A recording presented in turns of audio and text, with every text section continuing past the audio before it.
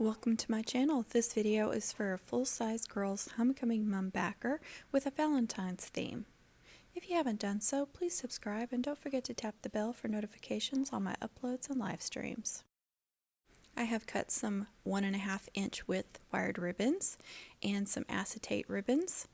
I have 3 different designs of wired ribbons. Of course, I removed the wires. I cut them at 6 inches long.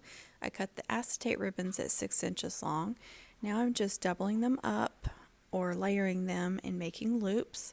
The red acetate is about 2.5 inch width and the white is a little over 3 inch. So I've cut 4 of each 1.5 inch width.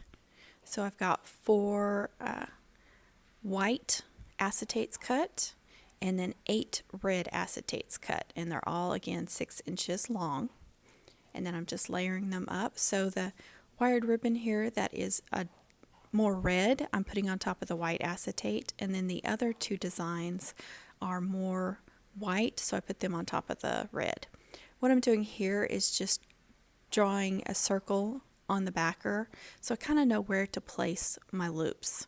So if you just use a roll of ribbon or something and try to get it as even in the center as you can, it'll help you on where to place your loops. So this first 4 loops I am doing north, south, east, and west, and I'm trying to make them as even as possible, as straight as possible. I'm using a 6 inch diameter backer, and I will be using a 7.5 inch flower. So this again is going to be for a full-size mom. It's got 30-inch braids and chains, so I'm going to need a bigger backer to support that, to make it nice and even and full. Now you don't have to attach your loops like I'm doing or the pattern that I'm doing.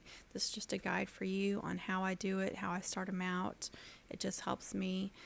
You don't have to do an even, straight loops. You don't have to do them in some certain pattern like this. You can just randomly place them on there. I do that too. Sometimes I do them like this where they're real symmetrical, and then other times I just randomly place different loops and tails and then other fun stuff. So it just depends on what you're going for on that mum. I'm really going for a more classic look on this mum, so I wanted to make sure I'm using loops and that I'm doing them in a more even manner. Now what I did with the other 2 layers is in the openings or the spaces between the 4 loops, I just went ahead and stacked the next 2 loops and stapled them on at the same time.